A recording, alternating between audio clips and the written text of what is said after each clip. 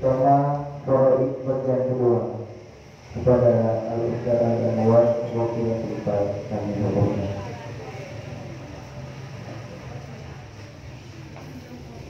Assalamualaikum warahmatullahi wabarakatuh.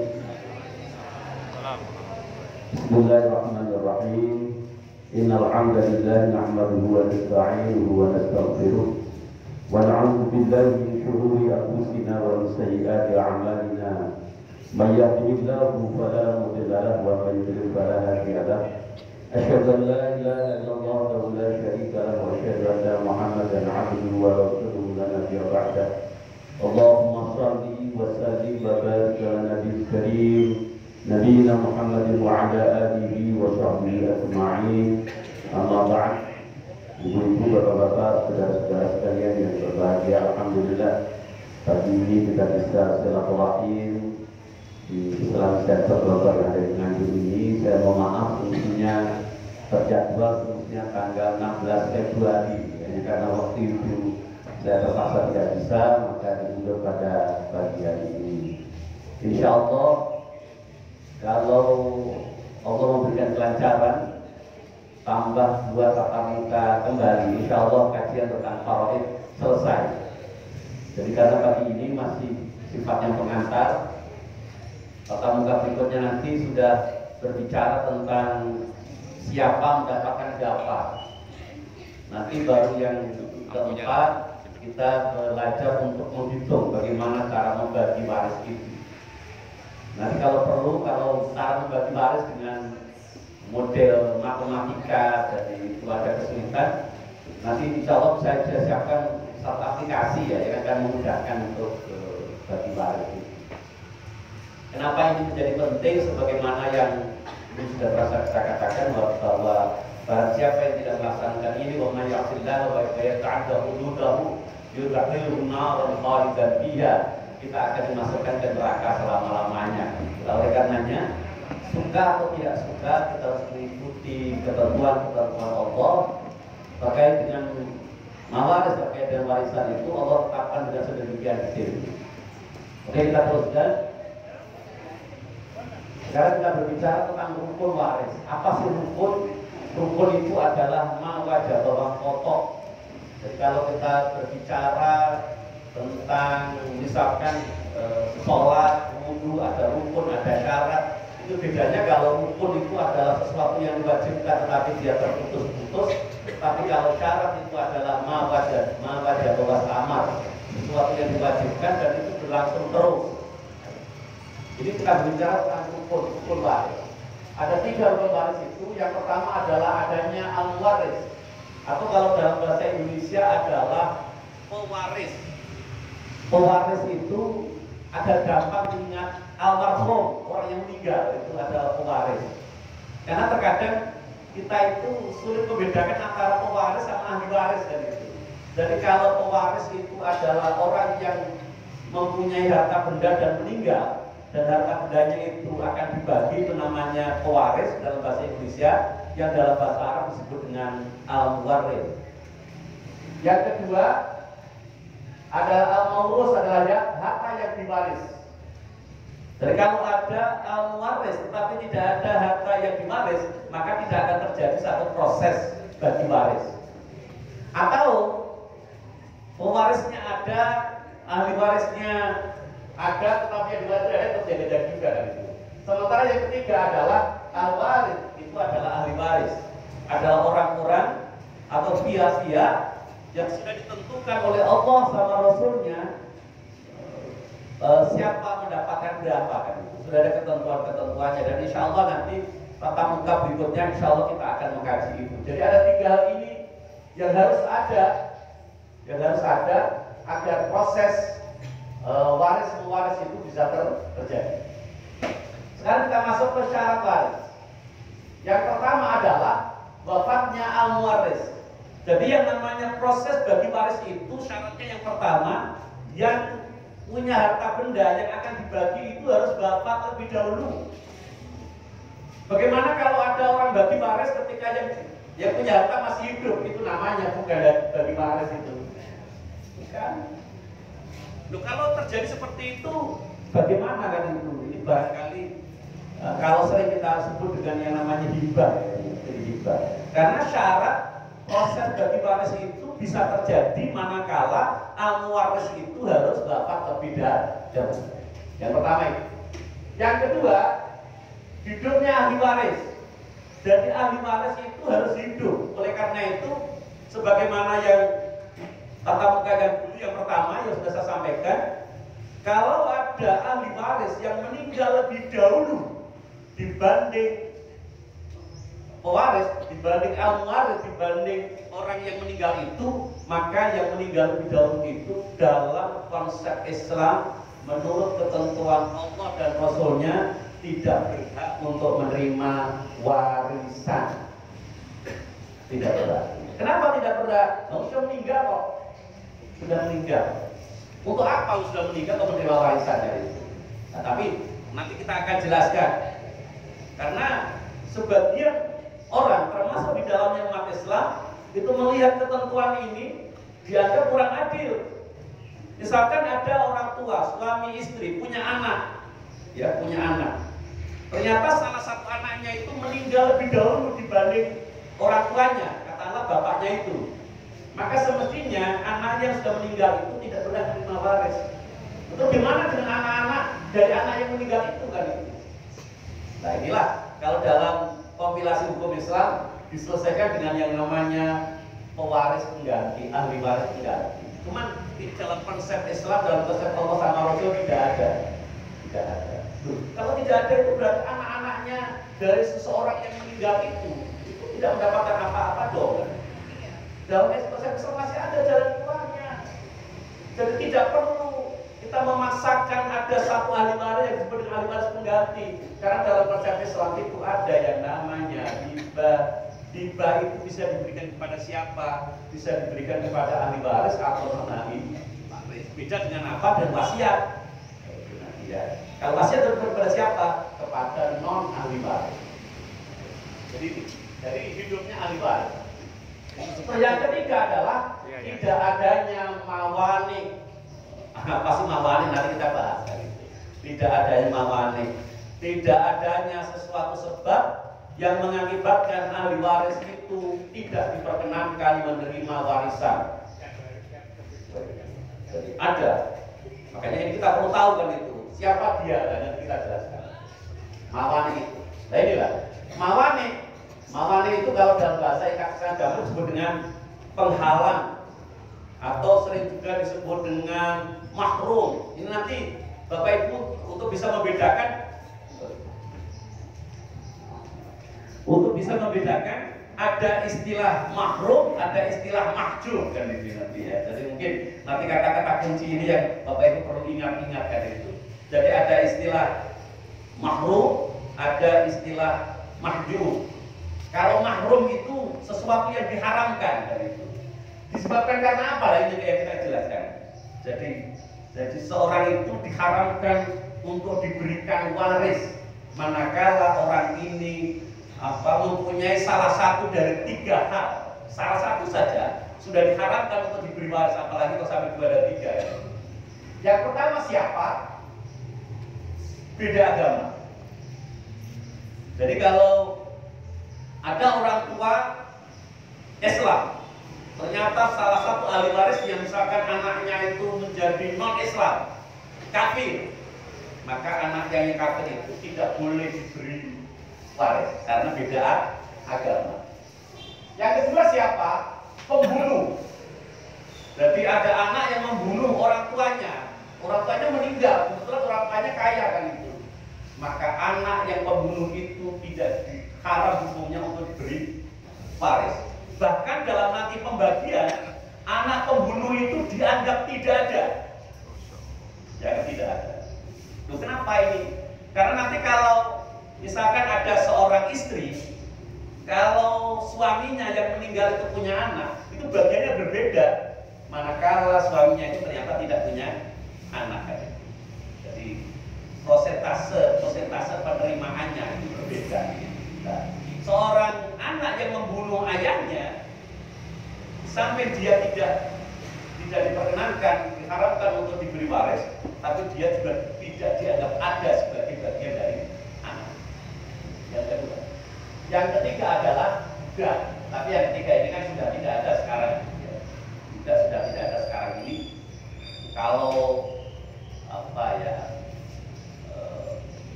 pembantu asisten rumah tangga yang diperawat seperti budak mungkin ada. Tapi kalau yang betul-betul budak itu dulu statusnya seperti hewan. Jadi dia diperjualbelikan. Dia kalau bekerja untuk tuannya, dia sendiri tidak bisa memiliki sesuatu. Apalagi memiliki sesuatu, memiliki diri sendiri aja tidak. Karena yang bersangkutan bisa diperjualbelikan. Tiga inilah yang menjadi penghalang, menjadi menu, termasuk bagian dari mawani, istilahnya mawani. Yang karena ini menjadi tidak terjadi proses waris mewaris, itu tidak boleh terjadi proses waris mewaris. Nah, oleh karena itu nanti misalkan terkait dengan beda agama ini kan, beda agama itu langsung bagaimana kan itu? Apakah memang sama sekali anak yang sudah murtad itu atau mungkin mau sejak kecil dia sudah tidak Islam itu? Makanya ini tanggung jawab orang tua kan. Karena ada satu hadis yang berbunyi, "Ma min mauludin illa yuladu 'ala fitrah wa abawahu yubidani aw yunashirani aw yumajjisani." Jadi semestinya anak itu ketika lahir itu lahir dalam fitratul Islam. Aslinya seluruh anak yang lahir itu lahir dalam fitratul Islam. Karena dulu, jadi ketika pada zaman azali waktu itu masing-masing dari kita, nafas dari kita masing-masing itu sudah ditanya oleh Allah, "Alastu birabbikum?" Bukankah aku ini Tuhan kamu sekalian?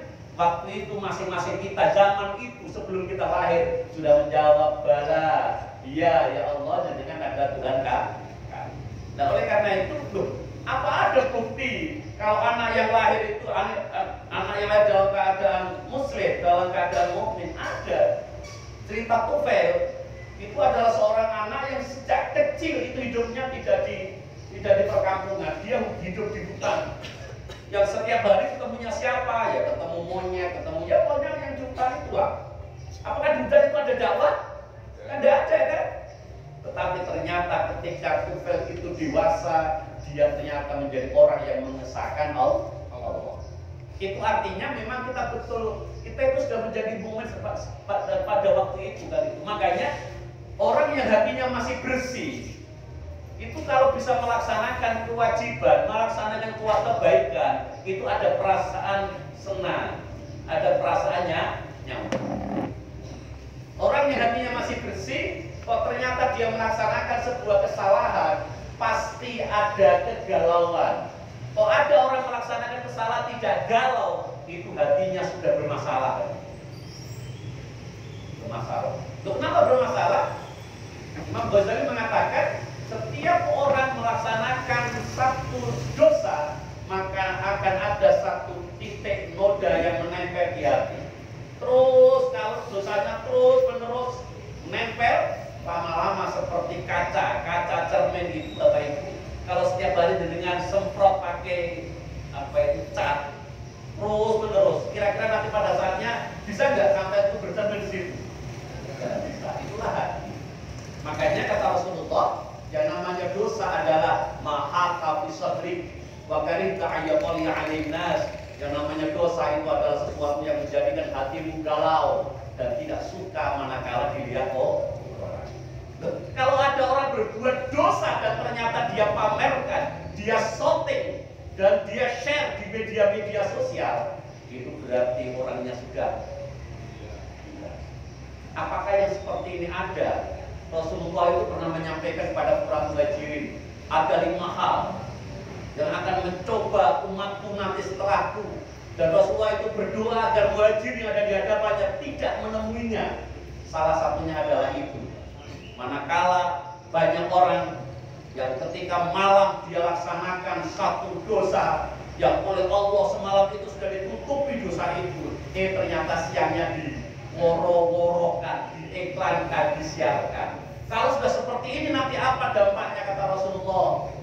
Allah akan turunkan penyakit ta'un, penyakit yang belum ada obatnya.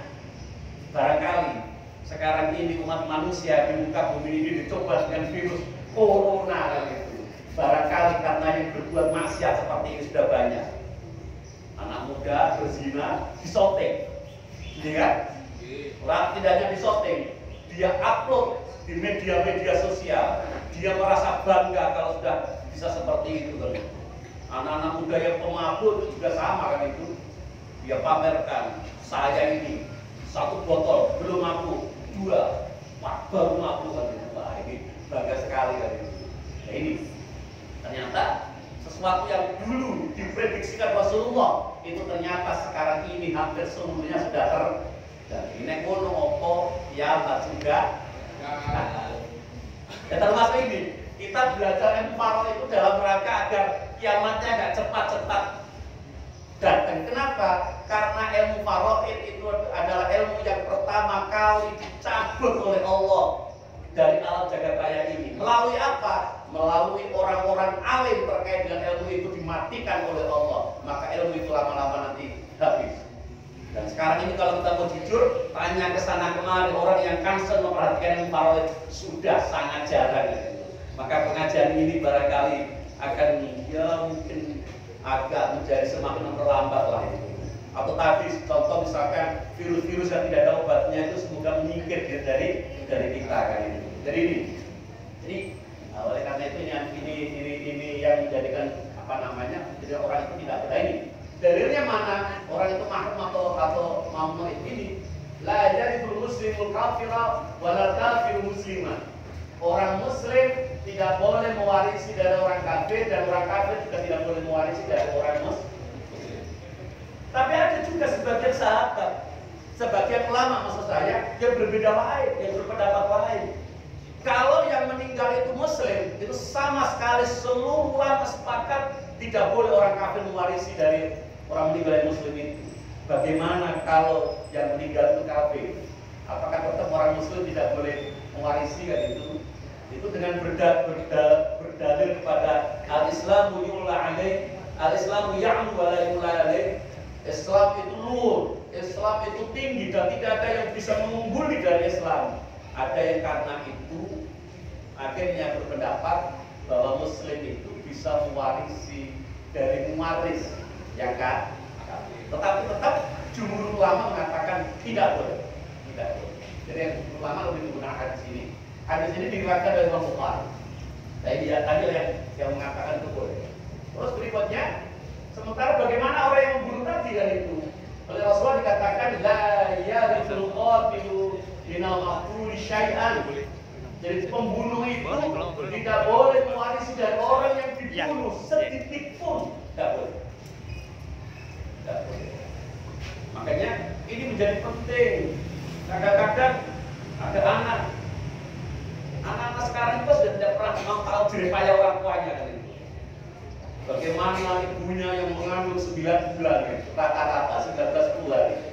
Kalau dengan itu seperti ibunya Imam Syafi'i dulu mengandung berapa lama? 4 tahun kan itu. Dengan saya pengen duit putra kata Imam Syafi'i petang tahun lah mengandungnya. Imam Syafi'i itu jadi apapun yang didengar langsung dihafal. Betul saya nyatet lagi. Bahkan Imam Syafi'i itu kalau pergi ke masjid, itu telinganya ditutup dengan kapas agar apa? Tidak mendengar ocehan-ocehan orang di pinggir jalan. Awet enggak, wes diperhatikan, dicatat, diwoco, sering lali. Kayak nopo kalau terkakian dosa, gitu. Nah, mulai zaman saiki ya, gawe dosa gampang lah gitu. Nah, jadi kadang-kadang ada anak itu yang berani sama orang tua. Maka seluruh dosa itu oleh Allah itu siksaannya itu ditunggu nanti di akhirat kecuali satu, manakala ada anak yang berani sama orang tua. Itu siksaannya tidak perlu nunggu di akhirat. Di samping di akhirat juga iya. Ketika di dunia itu juga langsung dikasih siksaan itu kan. Makanya dengan sering-sering ngasih tahu anak-anak, nek pengen awal murid penak, rezekinya lancar. Jangan sekali-kali berada sama orang tua, tapi juga harus senantiasa mendoakan kepada kedua orang. Karena kata Rasulullah itu, orang yang lupa mendoakan kepada kedua orang tua itu rezekinya info rezeki, rezekinya diputus.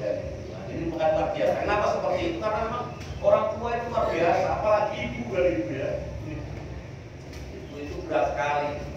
Jadi dalam hidup itu ibu itu menanggung ada yang namanya menstruasi kan itu ya. Orang yang ceritanya momentum nyuaman enak kan itu. Ada sih dikali dilepen pasti macam-macam kan itu. Jadi berat sekali. Oke, jadi ini ya. Jadi ini adalah yang menjadikan sehingga pembunuh itu tidak boleh menerima warisan. Dengan berdasarkan hadis ini akhirnya timbul satu kaidah, man ta'ajjala bi syai'in qabla awani uqiba bi hirmani. Barang siapa yang tergesa-gesa dede mongso pengen dan oleh cepet lah bisa. Karena itu akhirnya sebelum waktunya maka uqiba bi hirmani itu berdampak kepada tertutupnya harta warisan itu dari orang itu. Karena tergesa-gesa dapat warisan jika orang banyak bunuh itu kan. Ini menjadi makruh atau maaf. Ini dalil-dalil yang mengibatkan bahwa seorang itu tidak bisa menerima warisan sebab perkara tiga tadi, beda agama, yang kedua pembunuh, yang ketiga adalah ini. Terus syarat pewaris, mewaris. Jadi orang yang orang tua yang nanti akan almarhum atau siapapun yang akan menjadi waris itu nanti akan almarhum. Seluruh kita akan menggaji itu ada kewajiban, ada syaratnya itu. Nanti kewajiban itu nanti. Yang pertama muslim, yang kedua sudah wafat, tadi sudah dijelaskan. Yang ketiga punya harta. Agak turunin bisa. Orang bisa menjadi waris manakala apa muslim sudah wafat punya harta. Yang barangkali sering tidak diperhatikan orang itu sudah wafat ini kan itu. Jadi sudah wafat lebih dahulu baru terjadi proses bagi waris. Jadi ya. Terus selanjutnya ada kewajiban waris, kewajiban almarhum ketika masih hidup. Ada kewajiban itu. Yang ini sudah saya jelaskan pertama ini. Yang pertama apa? Belajar ilmu waris. Seperti dengan ini belajar ilmu waris. Kalau perintah Rasulullah, wa'alimul faraid. Kita diminta untuk mempelajari ilmu faraid. Dan itu berarti kebanyakan umat Islam berdosa dong. Kebanyakan umat Islam kan di sekolah-sekolah itu sudah sangat jarang Bapak Ibu sekalian diajarkan ilmu faraid itu sudah sangat jarang. Nah, maka sehingga anak-anak sekolah itu kalau ditanya terkait dengan ilmu faraid, misalkan kalau ada si A meninggal punya waris ini bagiannya berapa? Itu rata-rata tidak tahu. Padahal itu adalah perintah dari Rasulullah. Ketika sudah belajar, apa tugas berikutnya? Wa'alimuhan nasa, mengajari ahli waris. Dengan itu nanti harus mengajari ahli waris dengan cara bagi waris itu seperti apa kan itu. Makanya dengan ada kesulitan untuk menjelaskan itu kepada ahli waris dengan cara digampang. Di mana? Dijak ngaji. Nah, gitu. Dia tidak usah menerangkan. Ayo ikut ngaji di Islamic Center kan itu. Jadi biar karena kadang-kadang menjelaskan itu juga bukan sesuatu yang gampang kan itu. Termasuk yang dipelajari saksi saya itu sekarang sudah membahas tentang ada haid, nifas, ada istighadah, dan mufasad dan seterusnya itu. Itu bagi seorang wanita hukumnya fardhu ain untuk belajar itu. Wanita harus tahu bagaimana, ini darah apa, ini haid atau tidak dan seterusnya. Wajib tahu, makanya hukumnya fardhu ain.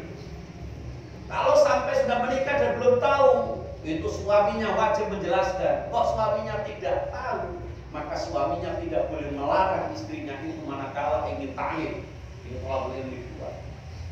Makanya bagi laki-laki hukumnya adalah fardhu kifayah. Cuma sayangnya laki-laki jarang yang tahu itu dari jarang yang tahu itu.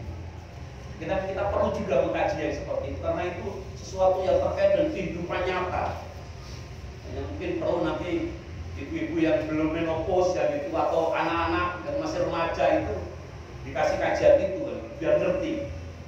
Kita mengkhawatirkan kadang-kadang jangan-jangan dia tidak tahu kan itu terkait dengan hal seperti itu. Jadi yang pertama, yang kedua adalah mengajari ahli waris. Yang ketiga apa? Memastikan berjalannya ketentuan bagi waris menurut ketentuan Allah sama Rasulnya. Itu harus dipastikan. Jadi kita sebagai orang tua yang pada saat yang meninggal kelihatannya antara kita sama ahli waris kita nanti lebih dulu mana meninggalnya? Nggak tahu ya. Tapi kalau sudah dikatakan ahli waris ya kita dulu yang meninggal kan. Maka kita harus bisa pastikan bahwa nanti ketika terjadi bagi waris itu betul-betul sesuai dengan apa ketentuan Allah sama Rasulnya. Makanya jangan langsung jangan doktrinkan. Oh sekarang ini eranya emansipasi wanita, laki perempuan itu sama. Jadi nanti kalau saya meninggal, catat nanti bagian laki dan perempuan harus sama. Ini namanya menantang ketentuan Allah. Menantang ketentuan Allah pada jelas ketentuan Allah kita dari Tuhan di muka.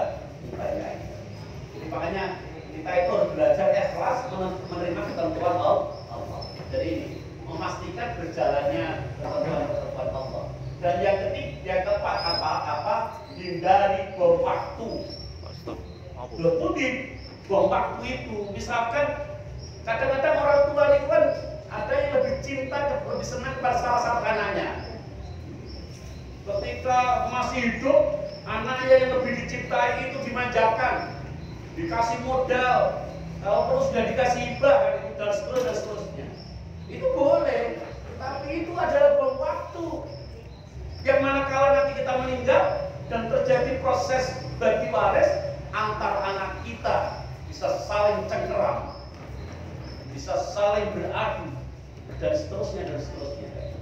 Makanya kita sebagai orang tua betul-betul arif, jangan menciptakan sesuatu yang merupakan bom waktu.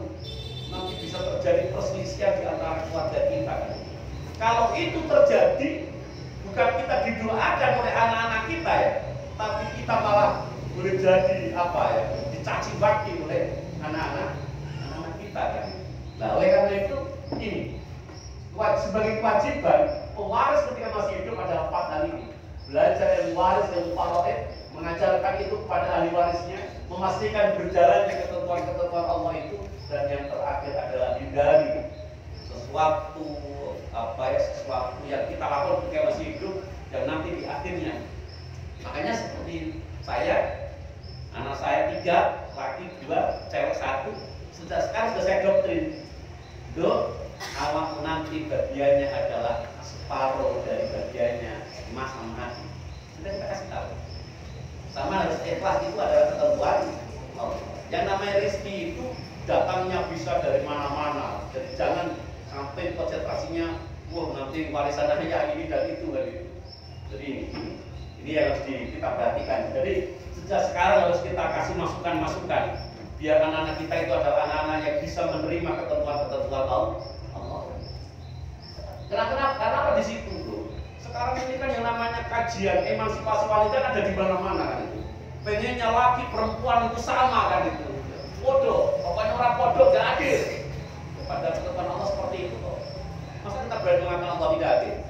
Wah itu resikonya berat sekali dari itu. Kalau sampai berani menuduh Allah tidak adil. Jadi ini. Jadi hindari waktu tadi. Terus apa sih jajar kewajiban pewaris atau yang nanti almarhum itu melaksanakan pada itu? Ini. Yang pertama adalah ini perintah dari Rasulullah, ya Abu Hurairah. Ini perintahnya kepada Abu Hurairah, tapi semestinya perintah ini tidak kepada Abu Hurairah, pada seluruh kita. Buktinya apa? Buktinya Rasulullah menggunakan perintah jamak di sini. Tidak ta'allam, tapi ta'allamul faraid. Ini artinya perintah ini tidak kepada Abu Hurairah, tapi kepada seluruh umat Rasulullah. Untuk apa? Pelajari kamu sekalian al-faraid. Ilmu faraid, ilmu cara membagi waris itu.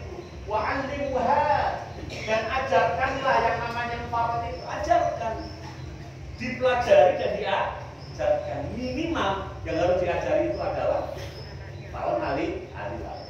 Kenapa seperti itu kata Rasulullah? Fa'innahu nisful ilmi, karena itu adalah separuh ilmu. Wa huwa yunsa, dan ilmu itu nanti akan dilupakan. Wa huwa awwal syai'in yunza'u min ummati, dan itu menjadi ilmu yang pertama kali dicabut dari umat. Itu sudah diramalkan Rasulullah. Kalau kita perhatikan di antara ilmu-ilmu yang ada di muka bumi ini terkait dengan keislaman, itu ilmu faraid itu menjadi ilmu yang paling tidak laku untuk dibahas. Islam dewe, sholatnya yo rajin, puasane rajin, maca Al-Qur'an rajin, begitu dadi waris lagi menggunakan konsepnya Allah sama Rasul. Apa ternyata ini kata mereka lebih menggunakan apa? Lebih menggunakan hukum positif. Hukum positif itu tinggalan siapa? Tinggalan londo. Jadi mulut kita tidak suka dengan penjajah, tidak suka dengan Belanda, tapi perilaku kita ternyata mengikuti londo. Lalu kenapa mereka terkait kali ngomong? Mau terkait dengan ayu boten di Indonesia di londo. Buktinya apa? Kamu kita perhatikan. Ibu-ibu di mbak-mbak di punya kulitir susah. Akhirnya beli yang namanya whitening lotion, mulai lotion itu band kulit putih, koyo londo kan itu. Padahal mereka orang-orang Amerika, Eropa itu jauh-jauh datang ke Indonesia, pergi ke Bali untuk melakukan yang namanya sunbathing itu. Pengen kulit koyo ala EDW. AED itu sakit hati, nggak disyukuri ya ngoten. Jadi di los-los gosok damel lotion atau nikolan itu. Kediri ada yang sampai kanker dan meninggal. Kita bilang nah ini. Jadi salah satu ilmu yang hati oleh kata Rasulullah pertama kali apa di syekh mudawil mati adalah al-farad. Makanya kita perlu belajar untuk melestarikan itu. Semakin banyak belajar, insya Allah kedamaian yang ada di muka bumi ini akan bisa diwujudkan, akan ditumbuhkan. Yang kedua, satu dalil dan satu hadis yang saling menguatkan ini kata Rasulullah. Ta'allamul ilma wa'allimul nasa. Pertama kali perintah Rasulullah, belajarlah ilmu. Ilmu apa? Ilmu yang bermanfaat untuk manusia. Apakah kita belajar ilmu fisika, kimia, biologi itu tidak lebih penting? Ya penting juga. Hanya yang paling penting itu adalah ilmu yang terkait dengan kehidupan kita sehari-hari. Makanya rumit, karena kita umat Islam harus bisa wudu, bisa sholat kan itu. Maka kita belajar ilmu itu sangat penting. Jadi wanita belajar, bagi perempuan belajar tentang haid dan seterusnya itu sangat penting karena itu terkait dengan kehidupan sehari-hari. Tapi apakah tidak penting mempelajari misalkan fisika, kimia, biologi? Penting juga.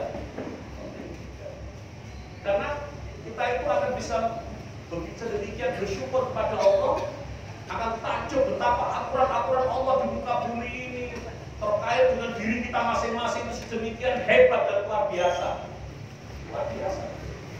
Itu ketika kalau orang yang pelajari tentang dirinya, tentang biologi bisa ngerti dan aturan-aturan di tubuh kita yang Allah tentukan itu luar biasa detail sekali.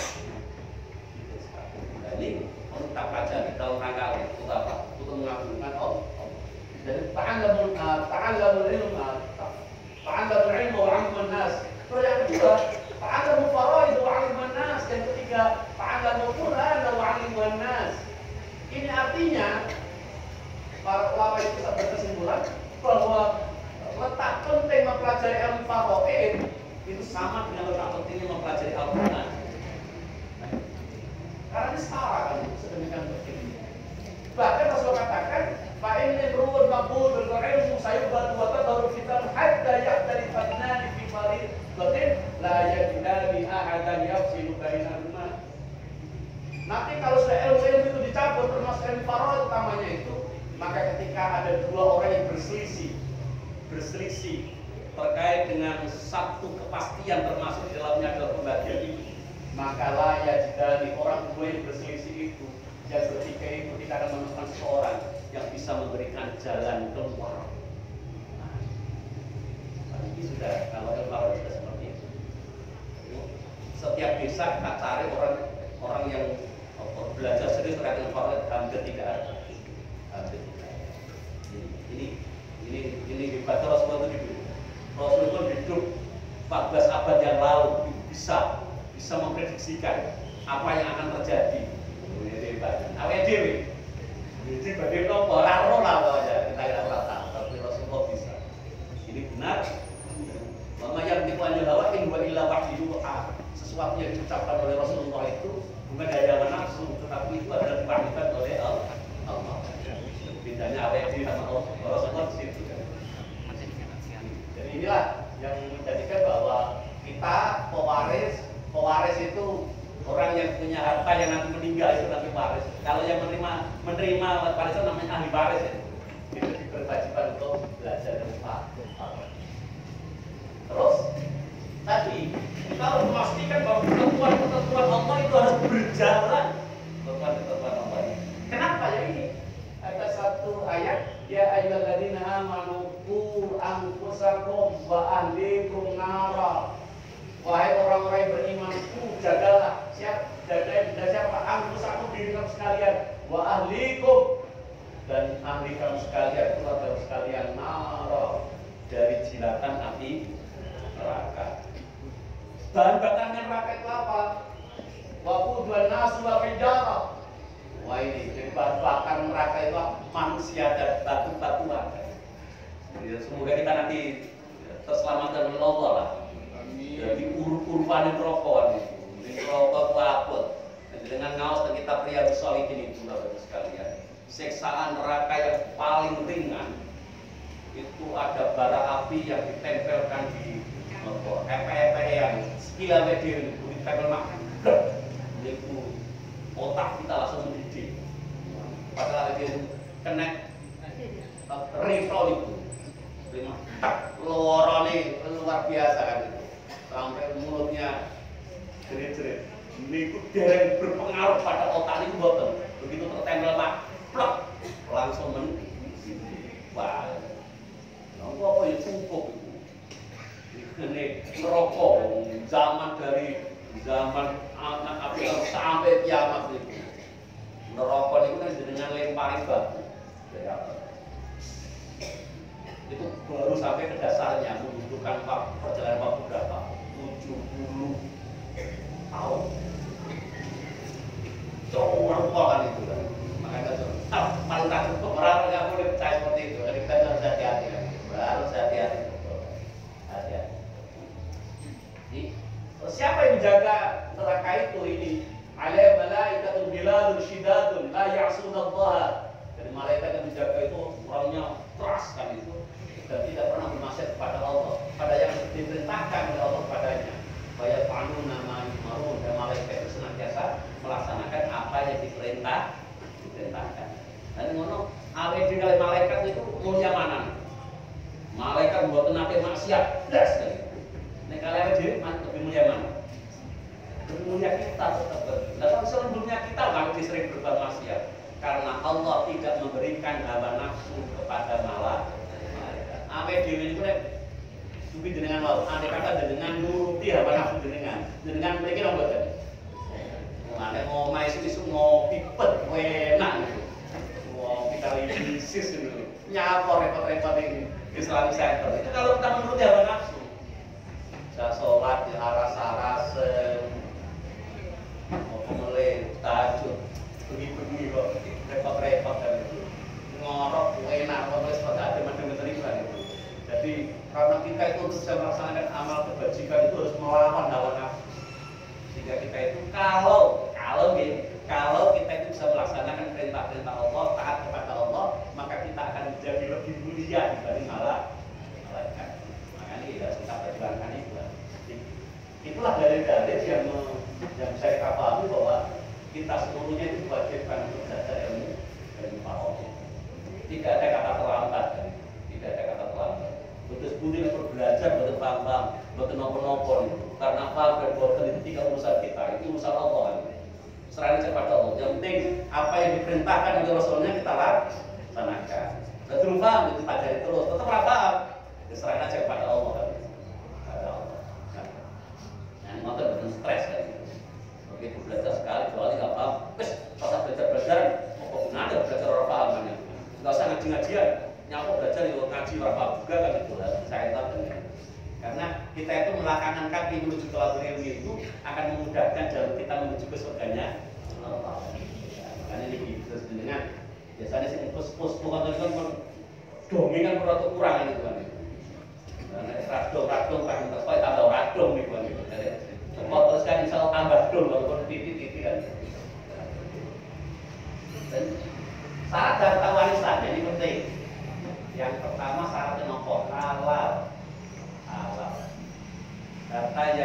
nanti dibagi waris oleh ahli waris itu harus dipastikan kalau itu hartanya halal. Makanya ibu yang jadikan kapan bahwa pejabat itu waktu bahaya nih. So serempet sana, serempet sini kan, sampai harus tanyakan setiap tempat ulang. Ya, ini apa ini? Kalau enggak kan itu, dan pastikan itu. Insya Allah jangan itu trimis atau ibu. Nah, laki-lakinya berarti tergoda, itu butuh mati. Tapi naik ibu malam ini, ya.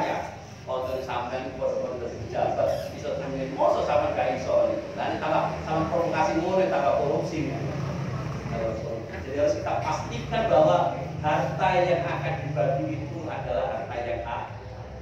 Bagaimana kalau kita tahu kalau itu harta tidak halal, tidak boleh dibagi karena itu membagi api neraka. Itu dikembalikan. Kembalikan ke siapa? Lalu itu belajar. Kalau bertobat dari dosa, yang menurut saya sulit itu ngopo. Yang ini dosa gara-gara korupsi uang itu karena ketentuannya kan harus dikembalikan itu. Dan ini anak pejabat korupsi terus duit dikembalikan kepada negara. Apa yang terjadi? Ya langsung karo KPK. KPK, ya KPK, ya polisi kan itu. Langsung diproses karena yang namanya proses hukum itu tidak peduli dia dibalik apa. Nah, nggak dibalik betul pareng kan itu.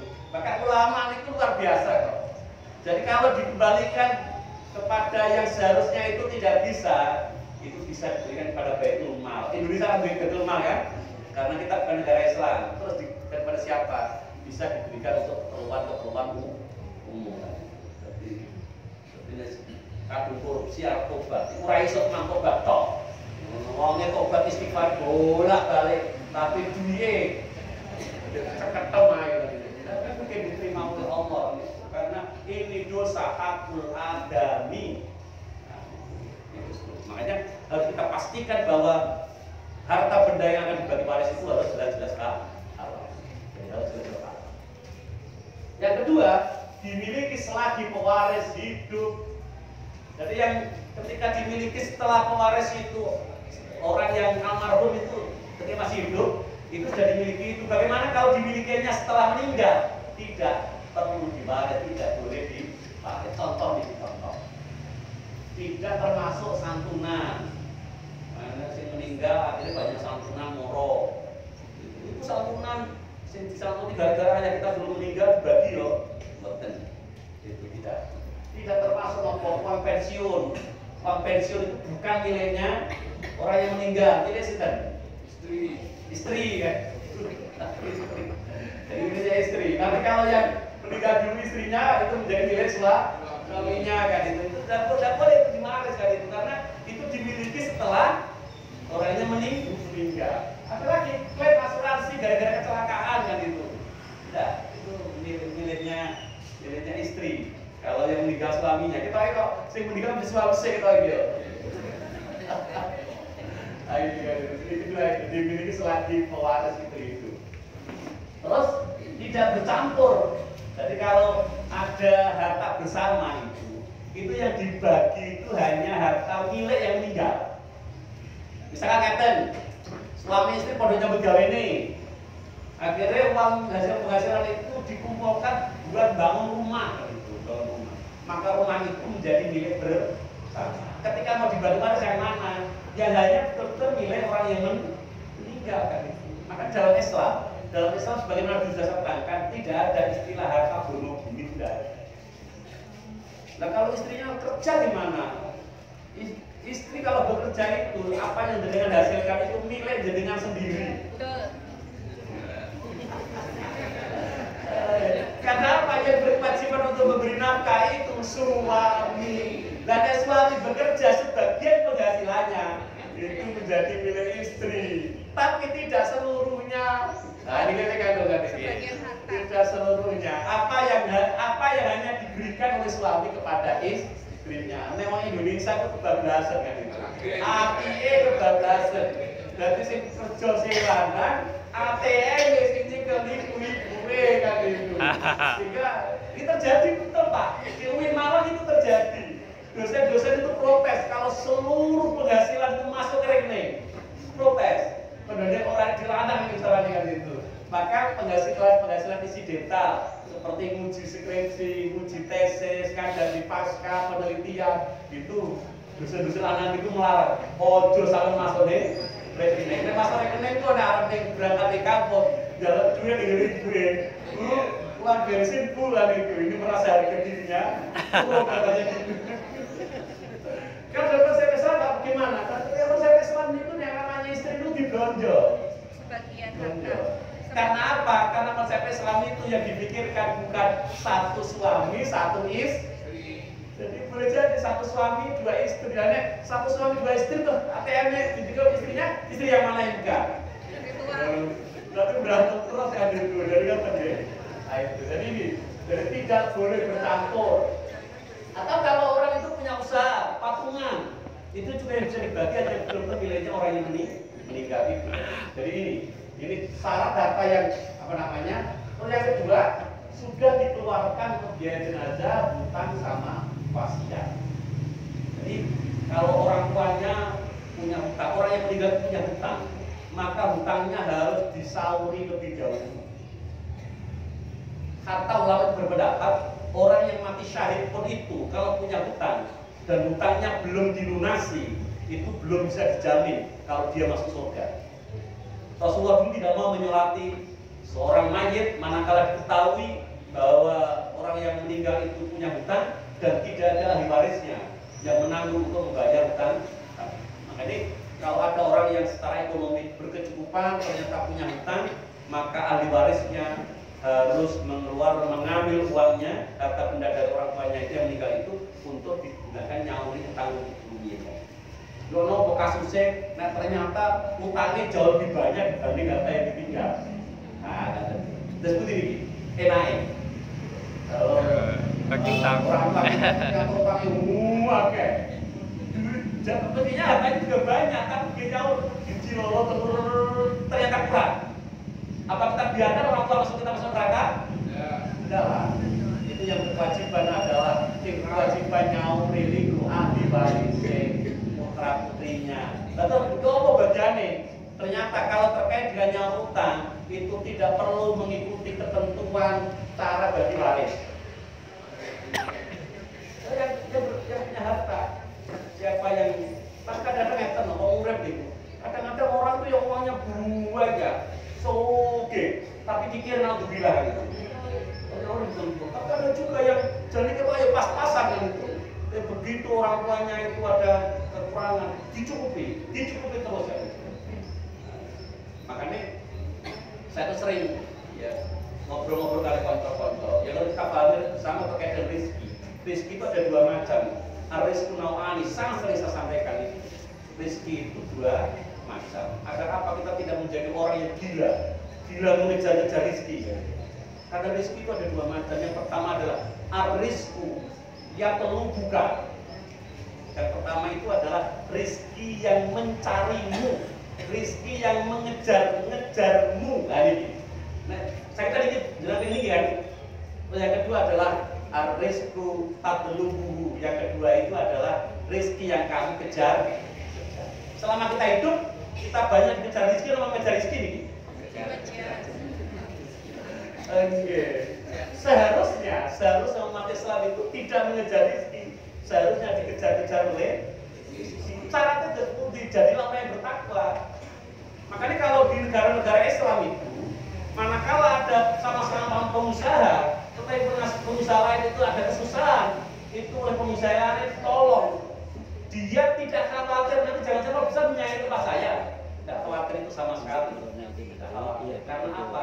Karena dia meyakini sepanjang dia masih orang yang jadi orang yang bertakwa, banyak istighfarnya kepada orang tua, dia senang-senang berbuat baik, banyak sedekah, banyak infak, dia akan dikejar-kejar oleh. Apakah kita tidak tahu ceritanya Abdurrahman bin Auf?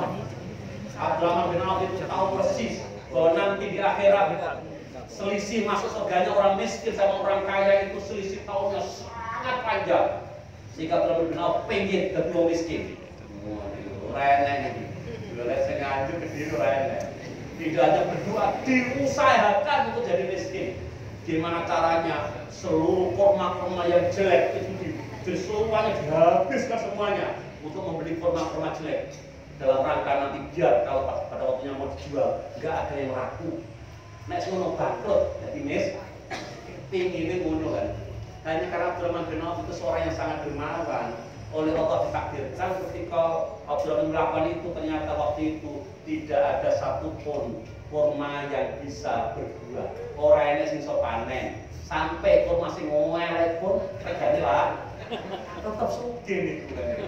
Itu membuktikan kalau rezeki sudah mengejar-ngejar Abdurrahman bin Auf kan.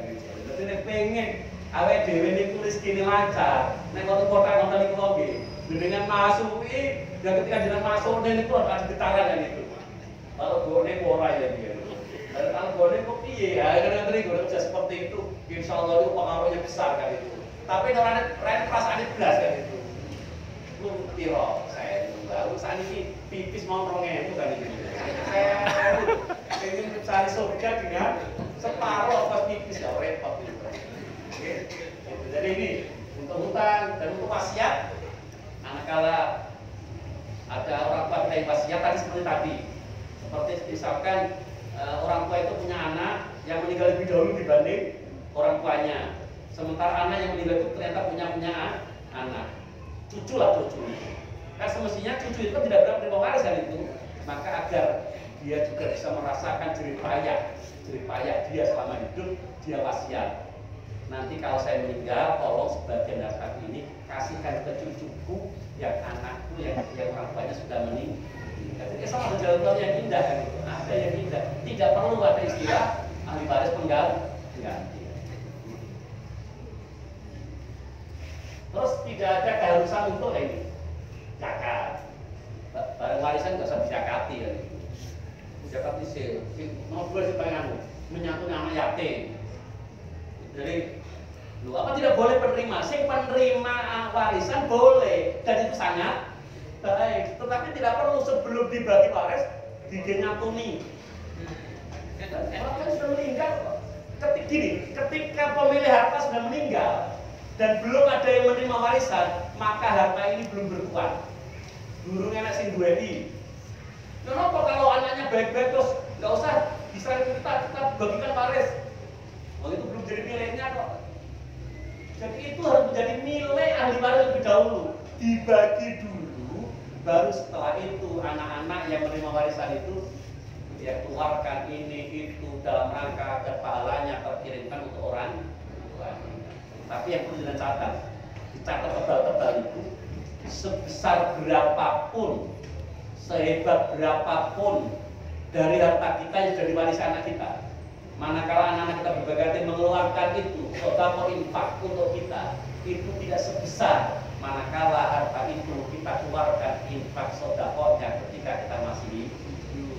Dan kita bersesuai di situ.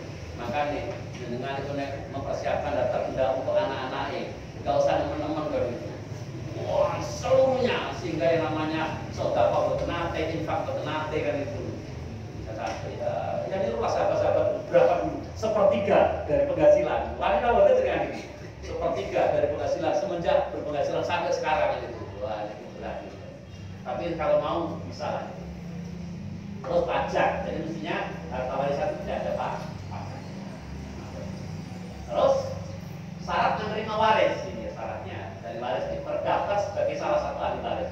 Ini ketentuannya yang daftar siapa itu Allah sama Rasulnya. Rabbul Alamin. Sudah ada ketentuannya. Ada berapa orang? 22. Nanti terpajak. Jadi ada terdaftar di situ. Kalau tidak terdaftar, tidak boleh masuk-masukkan kan itu. Terus hidup saat pewaris bapak. Ketika orang yang punya harta yang akan kita bagi waris itu bapak, penerima waris itu harus pasti walaupun selisihnya hanya 1 menit. Jadi ada orang meninggal, misalkan anak sama orang tua. Ketika orang tua meninggal, 1 menit berikutnya ternyata anaknya meninggal, maka anaknya meninggal setelah orang tuanya meninggal itu punya hak untuk menerima warisan. Demikian juga kalau ternyata anaknya meninggal lebih dahulu, 1 menit berikutnya akhirnya ayahnya atau ibunya, maka ayah dan ibunya juga berhak untuk menerima warisan. Jadi perkataan masih hidup itu ketika al-muwaris itu meninggal, bukan ketika dibagi hartanya, bukan, tetapi ketika meninggal. Jadi pada saat waris keempat, waris itu kasih. Terus tidak gugur haknya karena apa? Kafir, membunuh dan bunuh.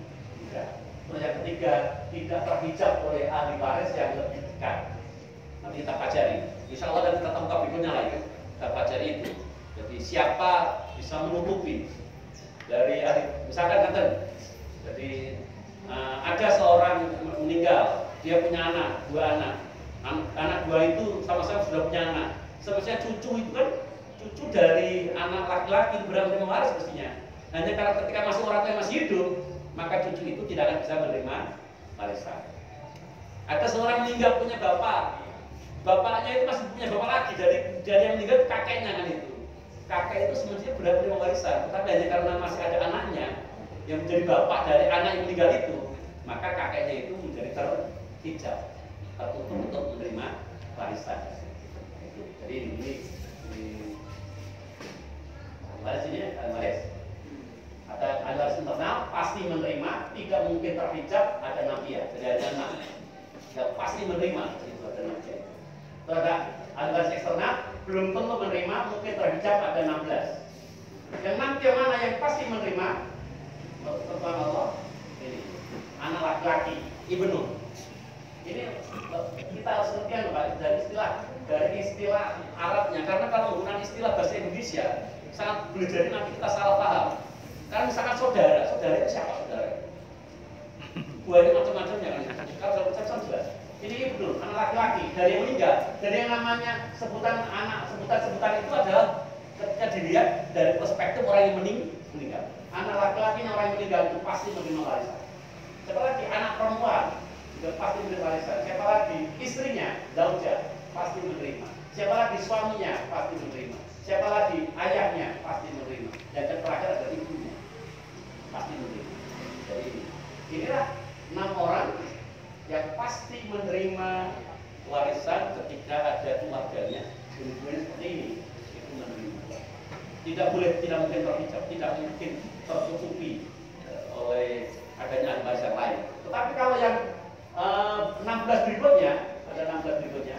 Ini Bapak Ibu nanti kalau kita belajar bagi waris itu nomor-nomornya jadi penting kan itu. Karena nanti nomor 1 itu anak laki-laki tadi bagiannya berapa dan berisi seperti apa itu nanti seperti itu kita belajar. Terus yang ahli waris eksternal siapa saja? Ini kakek. Kakek dari siapa? Dari Abu Abid, bapaknya bapak. Padahal kalau kita ngomong kakek kan belum jadi bapaknya ibu kan itu. Tapi kakek di sini adalah bapaknya bapak. Terus siapa lagi? Nenek, ibunya bapak. Jadi Islam itu memang lebih mementingkan garis keturunan laki-laki. Gitu. Yang ke saudara saya si ibu.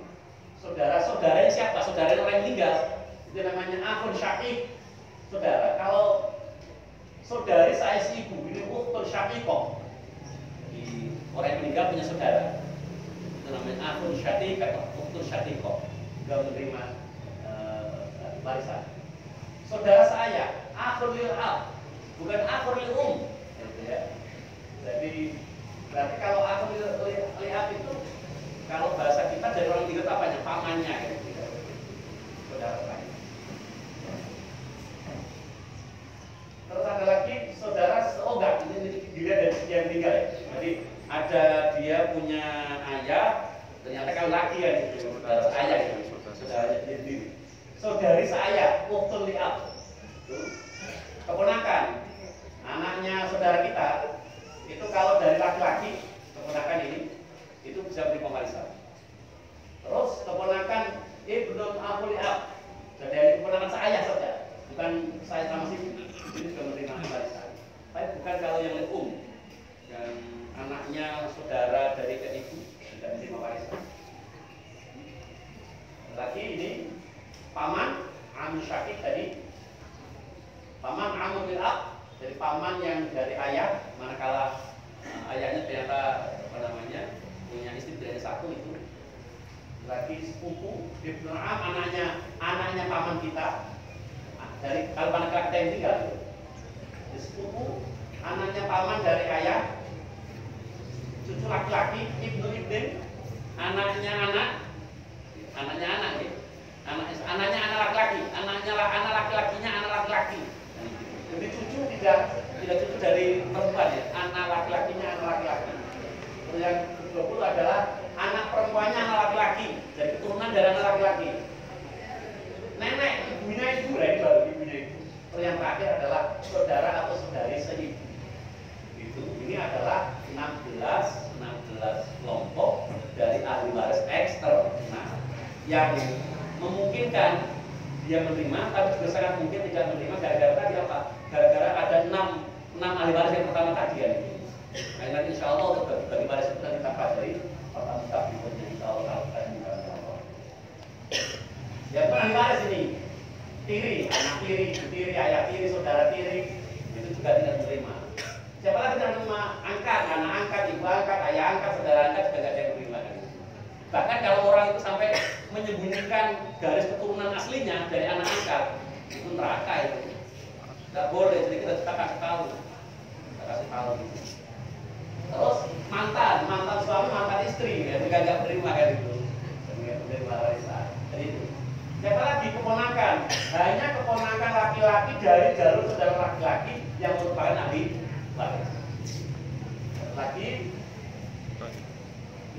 cucu jalur anak perempuan, hanya cucu lewat jalur anak laki-laki yang ahli waris.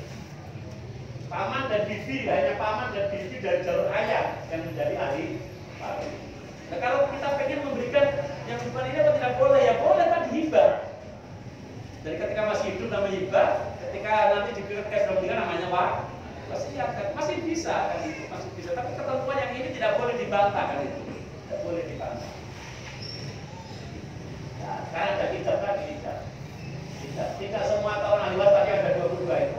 Seluruhnya pasti menerima harta warisan, tidak mesti.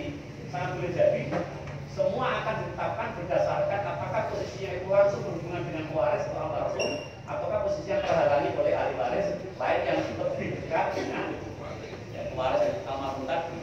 Yang pada siapa? Yang 6 orang tadi siapa? Anak laki-laki, anak perempuan, suami atau istri, ayah dan ibu. Yang mesti menerima warisan itu.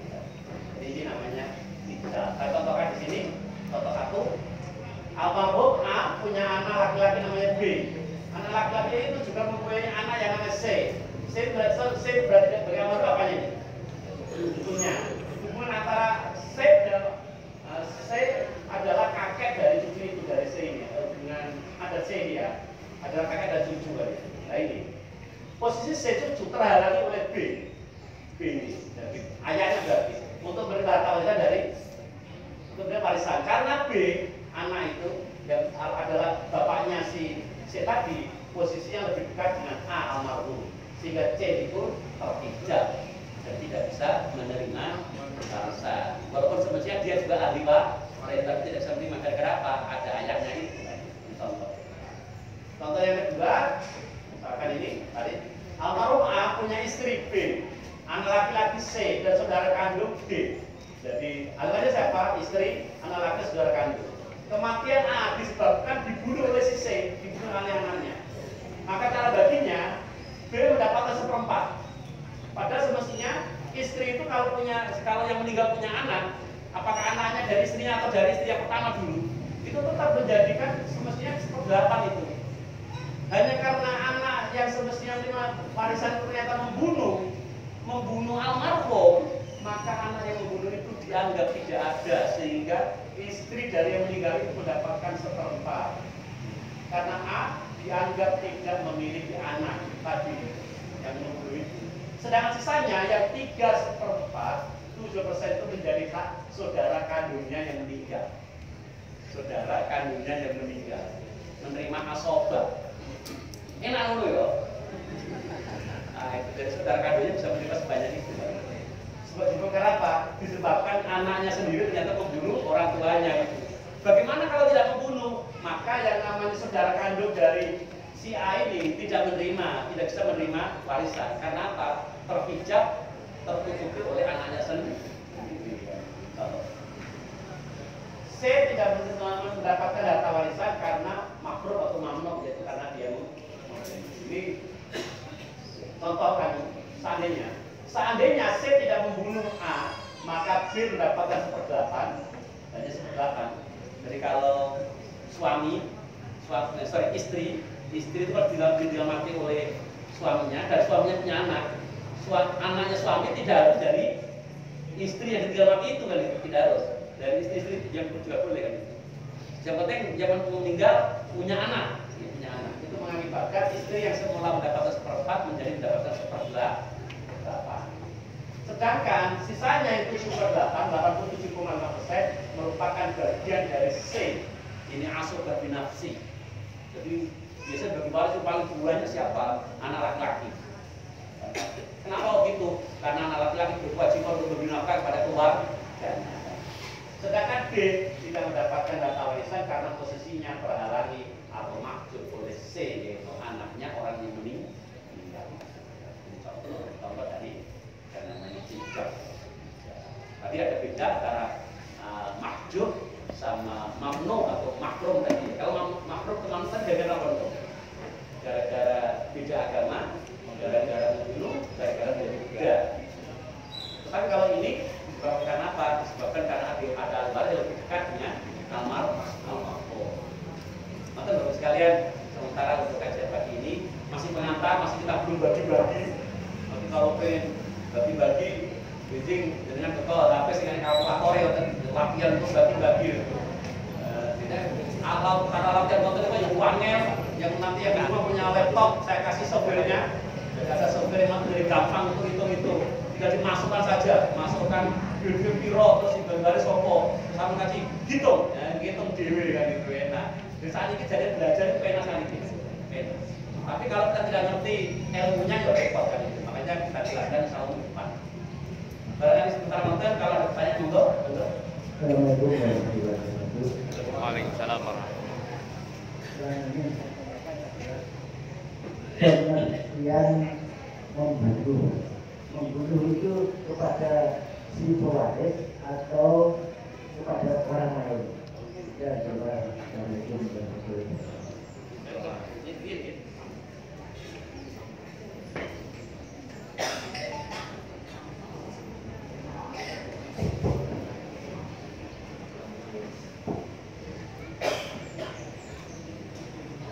Tangan kedua.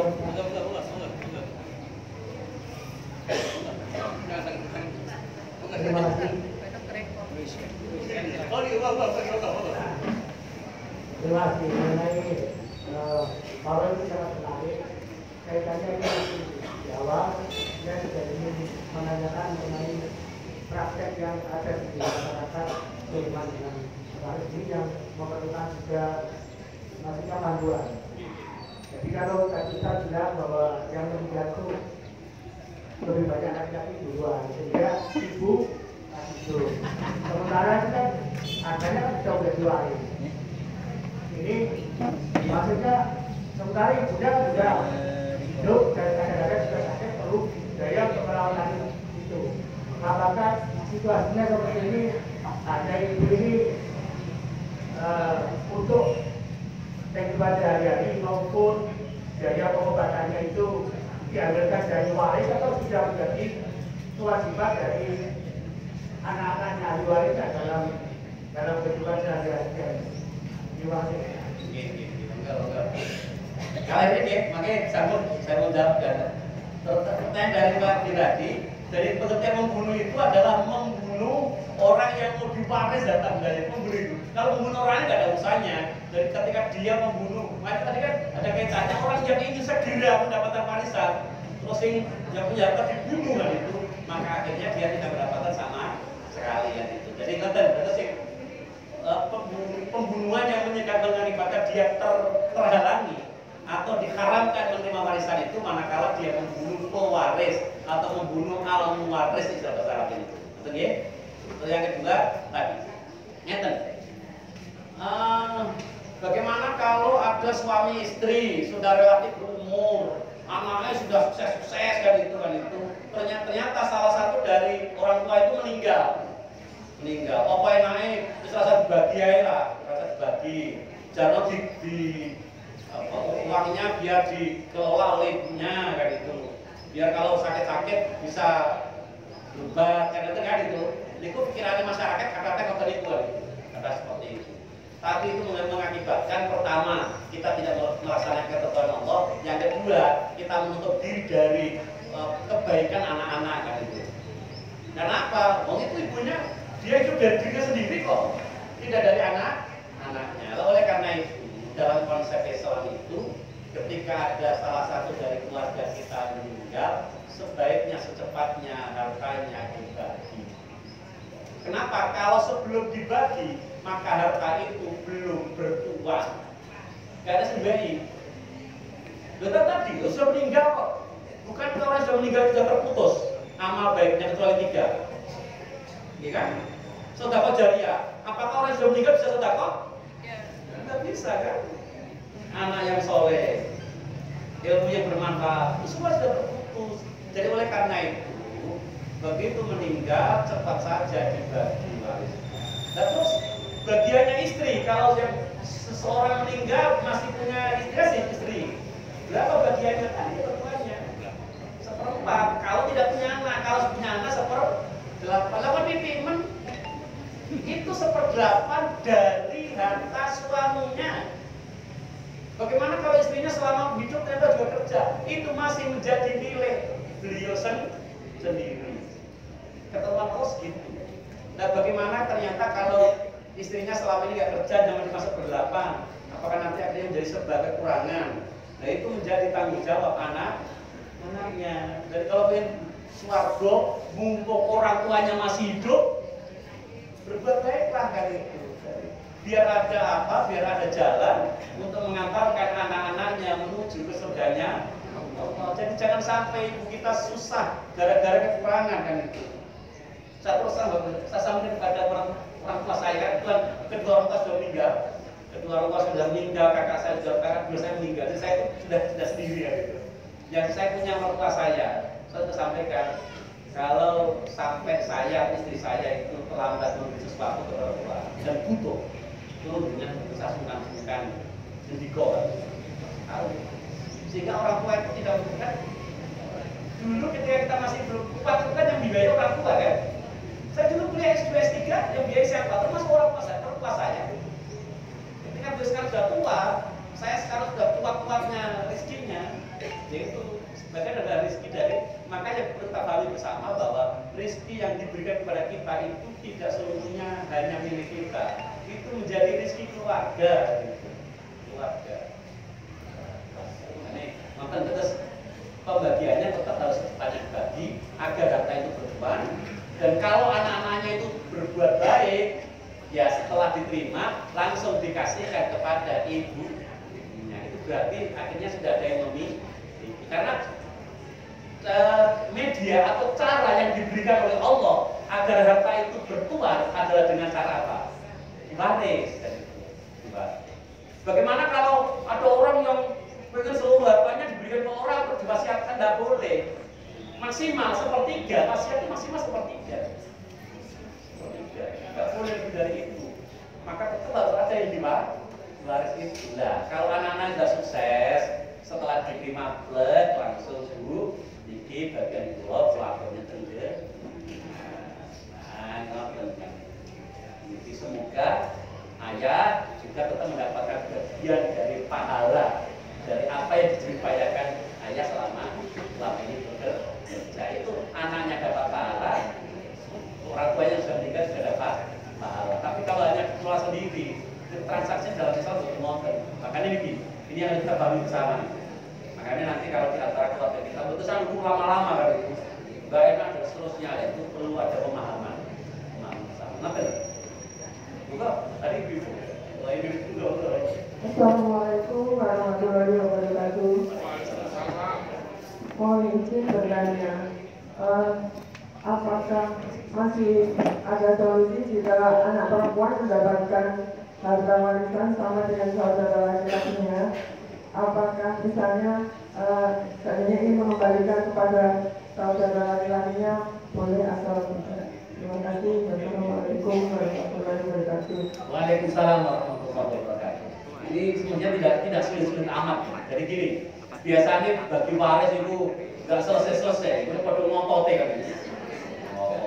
wantem sing wong wedok karena merasa padha anake pengen menggunakan hukum positif. Hukum positif kan sama aja perempuan itu. Sing lanang ngerti, sing hukum positif berarti podo. Saya dua kali lipat, hukum Islam berantem. Berarti hukum itu hanya digunakan sebagai satu alasan untuk berebut warisan. Tapi jangan podo sadari, misalkan dulu karena tidak tahu, sudah kamu dibagi sama, terus ngerti-ngerti sekarang itu menjadi paham, oh ternyata enggak, bagi saya hanya separuh, gampang. Kumpulkan untuk dahulu ahli warisnya dikembalikan. Anak pun nanti kalau yang menerima akhirnya menyerahkan kembali. Kan selama ini sudah dimiliki oleh saudaranya kan itu. Apalagi kalau kebetulan yang saudara perempuannya itu secara ekonomi tidak lancar-lancar amat kan itu. Nah, kalau seperti itu indah seperti itu. Jadi kuncinya satu Bapak sekalian. Kuncinya itu masing-masing kita. Apakah kita menggunakan harta benda itu sampai mempengaruhi hati kita, atau harta benda itu kita ada di tangan kita dalam rangka agar kita bisa bertakwa dan ibadah kepada Allah itu. Kalau harta benda itu kita manfaatkan sebagai satu jalan untuk takwa kepada Allah, untuk beribadah kepada Allah, maka harta benda itu tidak pernah eman-eman. Untuk tidak pernah eman-eman. Quran itu sama membuktikan sekali. Ketika tempat anak mondok, anak saya itu bangun, itu saya pengen sekali ikut infak lah.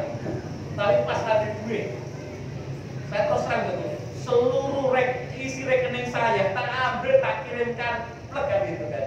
Saya yakin Allah tidak pernah itu layan janji.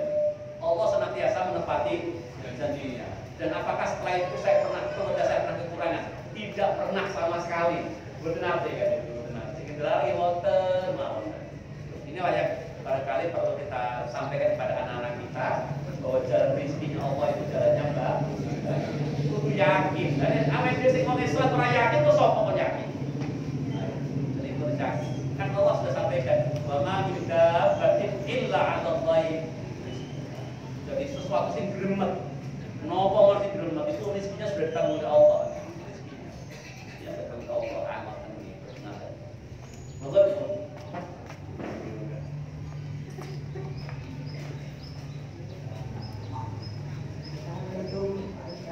yang kita tanyakan, tidak lagi pertanyaan yang itu tadi bahwa ada pembagian waris yang sama, laki-laki dan sama, ada perintah untuk mengembalikan. Sementara ahli waris yang ada itu sudah berbeda, gimana caranya? Yang kedua, ada keluarga, bapaknya sudah meninggal, antara bapaknya punya harta, jadi ibunya punya keinginan untuk diganti pada anak-anak. Sementara anak-anaknya ada laki-laki dan perempuan, ibunya bekerja untuk dibagi sama rata. Bagaimana hukumnya? Yang pertama, jak ngaji. Jak ngaji itu neng jak ngaji. Jadi ngerti. Ancaman apa? Wa may ya'sillah wa yata'adda hududahu yudkhilhu naran khalidan fiha. Sampaikan. Barang siapa yang bermaksiat melampaui ketentuan Allah akan dimasukkan ke neraka selama-lamanya. Menakutkan ini. Itu kan seperti kita dianggap tidak orang Islam kali itu selama-lamanya. Berarti nek perempuan kotor itu. Yakinlah sepanjang masih beragama Islam, dia masih ada iman pada Allah tetap mau ibu, maka dengan pengen tak bending teng rokok selama-lamanya. Niki dengan waos surat An-Nisa ayat berapa? Ayat 13 14 dengan waos rokok selama-lamanya. Kalau kita yakin mesti lungguh lagi. Dan harus disadarkan, jangan sampai karena kecintaan ibu yang luar biasa atau ketakutan itu anakku sudah kok ini dan seterusnya, itu artinya tidak terlalu yakin dengan Allah kan. Jadi oleh karena itu tadi terus bagaimana kalau zakat itu dibagi sama rata, terus akhirnya ada karena begitu nanti ngaji takon neraka kan itu. Terus kalau gitu kita kembalikanlah sesuai dengan hukum Islam. Sementara sebagian ahli waris itu sudah meninggal, tidak apa-apa dikembalikan. Ini tidak proses bagi waris ini kan proses mengembalikan hak. Bukan perjalanan harian itu bisa diterima oleh siapa? Ya kalau memang salah satu dari saudara sudah meninggal ya anaknya. Kan ini tidak bagi waris kan ini, hanya mengembalikan. Nah, kalau ada orang hutang kepada orang tua kita meninggal, sehingga hutang nyauri, kita memang boleh atau tidak? Boleh, sampai kali ini boleh. Makanya ini penting. Ada pun tadi, ada pun kalau ternyata saudaranya ketika diserahi, wis ini saya terima, setelah itu saya kembalikan ke sampai pagi hari itu, wis digawe telepon itu dan melakukan belajar menantu dan seterusnya itu boleh saja. Cuman yang seharusnya ketentuan Allah ini harus betul-betul kita perjuangkan, jangan sampai kita kebanyakan kan karena tidak tahu. Jadi karena tidak tahu, karena kecintaan, karena kekhawatiran, cintaan yang berlebihan. Memang gini kok, Rasulullah sudah menyatakan, innal walada mabkhalatun mabajbanatun. Anak itu menjadi sumber kepengecutan dan kebakiran. Okay? Innal walada mabkhalatun mabajbanatun. Gara-gara anak awake dhewe teman-teman kalau sok ngomong, iki gawe ongkos sekolah anakku. Anakku biar nanti sampai dia besar tidak kerepotan. Dari kan cintane. Mama jebana sudah menjadi pengecut. Enggak berani dia berjuang. Karena khawatirnya orang tua anakku kan. Itu sudah diramalkan oleh Rasulullah. Jadi innal walada mabkhalatun mabajbanatun. Apakah dia tidak boleh mencintai anak? Boleh. Cuma tidak boleh berlebih. Ya, terima kasih. Dan saudara, insya Allah nanti kalau ditakdirkan, Assalamualaikum warahmatullahi wabarakatuh. Terima kasih Ustaz atas ilmunya yang sangat bermanfaat ini. Kami ingin menanyakan, memang pada di masyarakat praktek yang tidak sesuai dengan syariat ini saya sudah sangat banyak sekali. Dan ini pun juga terjadi pada keluarga saya. Jadi saya mohon petunjuknya. Di keluarga saya itu setelah pembagian, jadi memang pembagiannya memang tidak sesuai dengan saya. Jadi ada salah satu bagian rumah yang dinyatakan untuk tidak dibagi dengan alasan misalkan seperti ini misalnya, ini jadi dianggap sebagai rumah hidup. Jadi nanti rumah ini digunakan untuk sewaktu-waktu kalau para saudaranya nanti berkunjung ke rumah ini untuk bisa pulang ke rumahnya dengan alasan seperti itu. Bagaimana dengan praktek seperti ini? Bagaimana hukumnya? Dan terus kami sebagai anggota keluarga, apa yang harus saya lakukan? Demikian. Terima kasih. Assalamualaikum warahmatullahi wabarakatuh. Saya gampang Pak, seluruhnya gampang.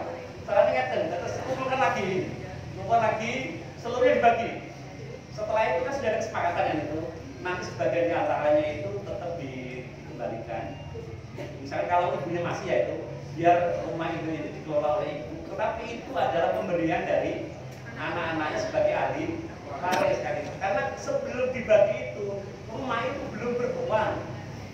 Tidak ada yang memiliki. Rumah itu tidak bisa mendatangkan pahala. Itu kecuali kalau dunia sudah diwasiatkan. Kan? Tapi wasiat tidak boleh. Untuk siapa? Untuk ahli waris yang boleh dihibahkan.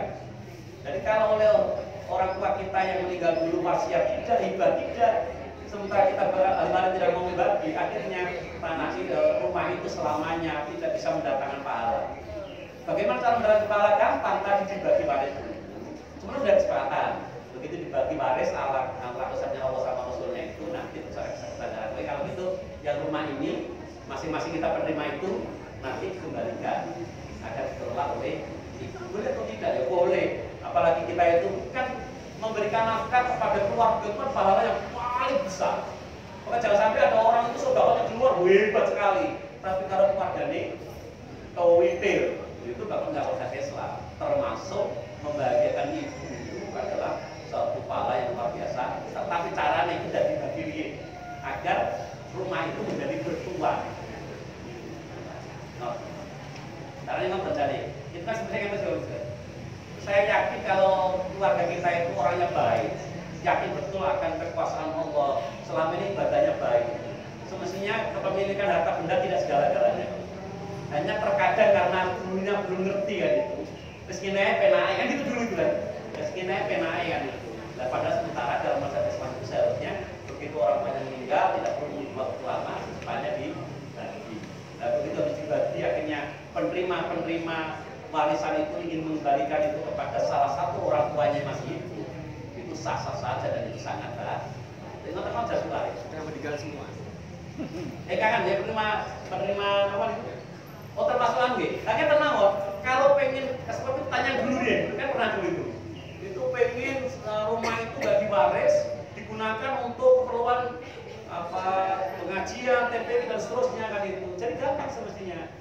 kalau sudah meninggal semua, ya ahli waris berikutnya itu cucu-cucunya itu berkumpul terima warisan itu, karena kan itu makanya saya bacakan itu bahwa yang sudah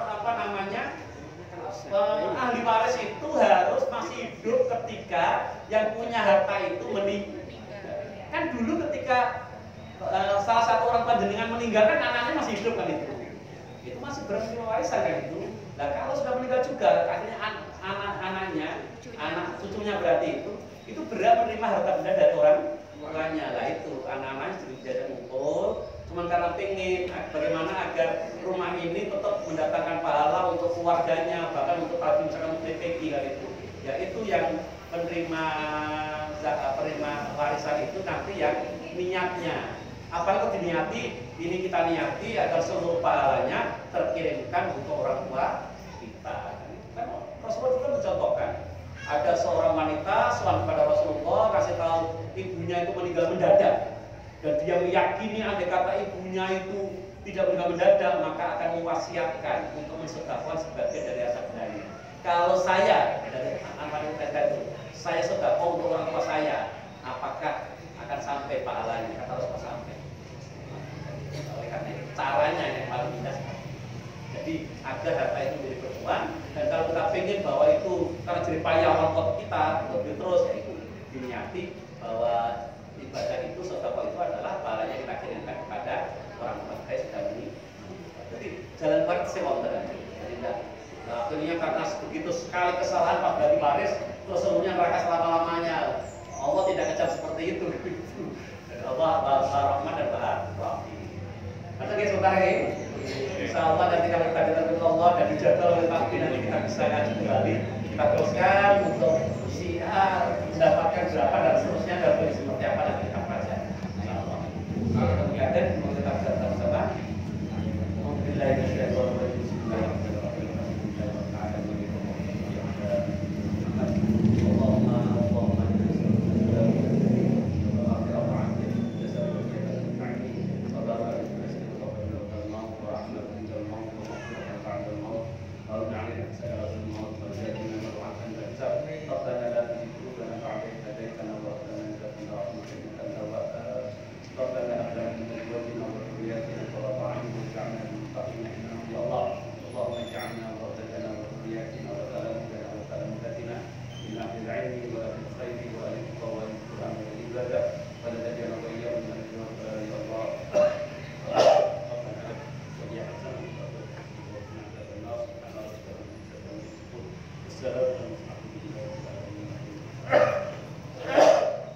Assalamualaikum warahmatullahi wabarakatuh.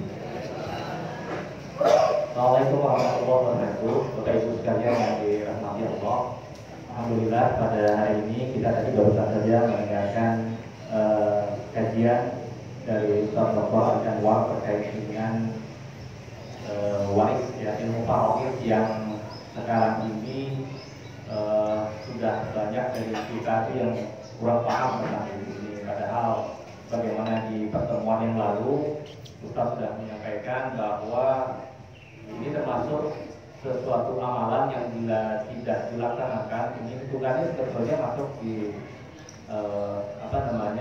hukum orang-orang yang tidak beriman kepada Allah walaupun dia bersyahadat. Sehingga begitu sangat pentingnya ilmu waris ini untuk keselamatan kita di dunia wal akhirah. Bapak Ibu sekalian yang dirahmati Allah, mohon izin untuk tidak pulang terlebih dahulu karena kami ingin memberikan atau menyampaikan beberapa hal masih terkait ini. Yang pertama tadi untuk hasil infak alhamdulillah sebesar 1.470.500. Lalu kemudian pengumuman yang kedua, Bapak Ibu sekalian, kami akan mendistribusikan atau memberikan masker kepada Bapak Ibu sekalian secara gratis ya. Akan tetapi mungkin jumlahnya tidak memenuhi semua. Karenanya kami mohon keredoan Bapak Ibu sekalian yang sudah memiliki masker untuk tidak mengambil atau diprioritaskan masker ini untuk terutama yang sakit ya. terutama yang sakit, ada batuk, pilek dan lain sebagainya. Kebetulan alhamdulillah ada dermawan yang mensedekahkan, kebetulan punya klinik, mensedekahkan maksudnya buat kita. Kemudian pengumuman yang selanjutnya kami ingin menyampaikan setelah ini adalah sosialisasi tentang virus corona dan upaya-upaya pencegahannya. Jemaah sekalian yang dirahmati Allah, kita seringkali menerima informasi tentang corona seliwer. Kadang kita sendiri tidak bisa membedakan mana informasi yang benar, apakah itu termasuk istilahnya orang sekarang itu hoax dan lain sebagainya.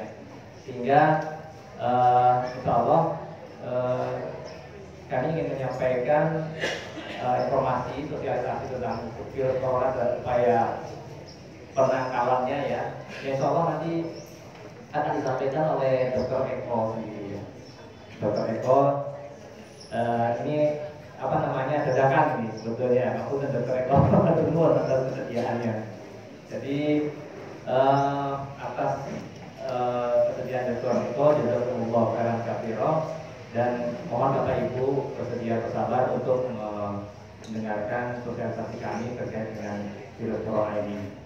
Mohon Dr. Eko dipersilakan.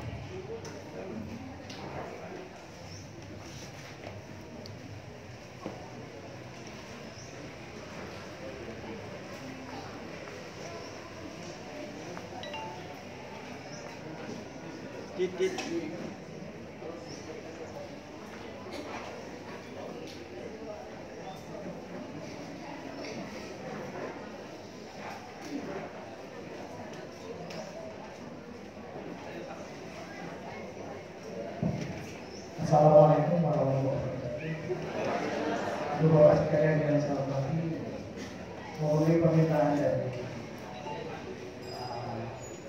penyelenggara, kami ingin menyampaikan mengenai virus corona. Sebagai pengantar, saya ingin sampaikan sosialisasi dari teman saya, Dr. Yusuf Paru, Dr. Ibu Badiono dari Blitar, yang mungkin akan mengatakan kita untuk dapat bersikap lebih tepat di dalam menyikapi virus corona ini. Tidak perlu ada yang kontroversial ya. Jadi secara prinsip virus ini sama dengan gejalanya sama dengan orang batuk flu seperti biasa, dan juga sesungguhnya virus ini akan sebagian besar orang akan dapat sembuh dengan sendirinya. Cuma memang kalau terjadi satu kondisi yang memburuk oleh suatu yang kumulatif pada diri seseorang, maka memang perlu perawatan yang berbeda. Pak, jadi seperti itu. Saya berharap kita menyikapinya ini secara proporsional, tidak perlu secara kontroversial. Jadi yang kontroversial saat ini adalah satu situasi kenapa sampai terjadi kelangkaan masker di masyarakat ya, di pasaran umum. Ini adalah sesuatu hal yang kontroversial. Jadi apakah memang dengan terjadinya virus corona ini semua orang harus memakai masker sehingga menghabiskan stok masker yang ada di pasaran. Jadi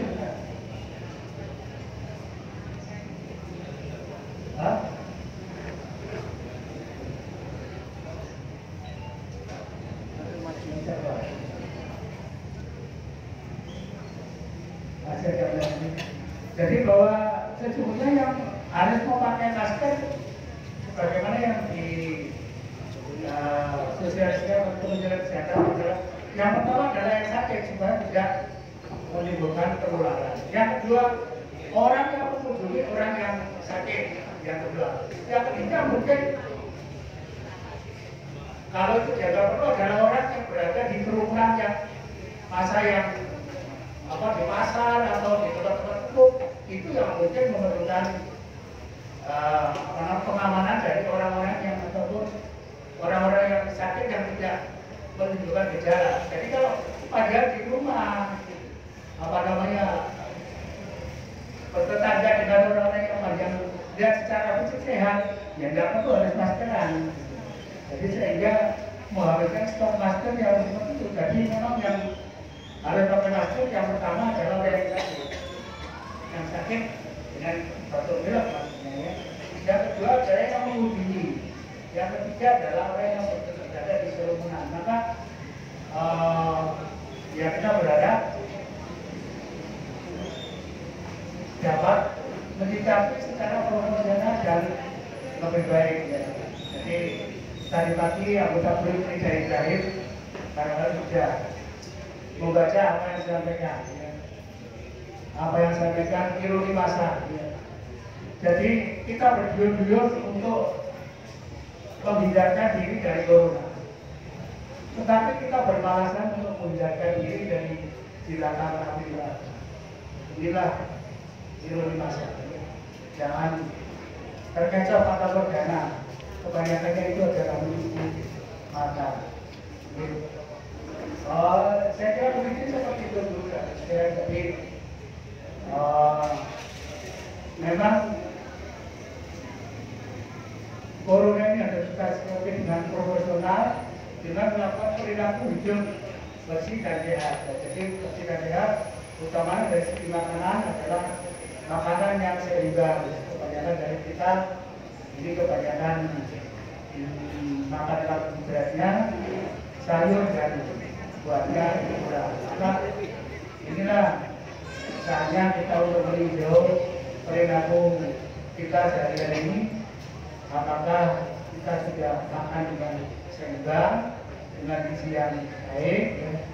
Jadi mudah-mudahan kalau ini yang dianggap teguran dari Allah Subhanahu Wa Taala, ini adalah mari kita terima untuk kita kembali ke jalan yang benar, ya. Jalan yang tidak perlu panik, tapi konsisten untuk menuju insya Allah. Saya kira demikian Ibu dan Bapak sekalian. Selanjutnya kalau pun nanti yang mendapatkan masker dapatnya dipergunakan dengan tepat. Yang tidak mendapatnya pun Anda tidak perlu risau ya. Karena tidak semua perlu masker. Sikap dan pengertian kita mengenai sesuatu hal itu adalah lebih perlu daripada kita berpikir dulu dan tidak tahu arah. Tapi kami berjaya. Assalamualaikum warahmatullahi wabarakatuh. Mohon maaf tadi kalau itu yang belum bisa dijelaskan, mungkin pada lain waktu bisa. Nah itu balik dari yang baru. Pak Turun, Retro terkait dengan sosialisasinya. Jadi memang ujung-ujungnya kembali kepada gaya hidup sehat kita, seperti terbiasa mencuci tangan, terus kemudian tidak membiasakan diri menyentuh bagian wajah ini, misalnya dengan tangan kita yang kotor gitu ya. Terus kemudian kalau misalnya batuk bukan dengan cara begini, tapi dengan lengan atas bagian dalam gitu ya. Kalau bisa diikuti begini seperti itu. Jadi itu salah satu kiat-kiat kita untuk bisa menangkal corona, dan yang terpenting adalah kita berdoa pada Allah Subhanahu Wa Taala. Kita setiap pagi dan petang kita ada zikir yang terkait dengan mohon perlindungan dan kesehatan buat kita dan keluarga. Demikian kurang lebihnya jemaah sekalian. Kita tutup kajian kita pada hari Ahad pagi ini dengan doa kafaratul majelis. Subhanallah wa bihamdihi, Assalamualaikum warahmatullahi wabarakatuh.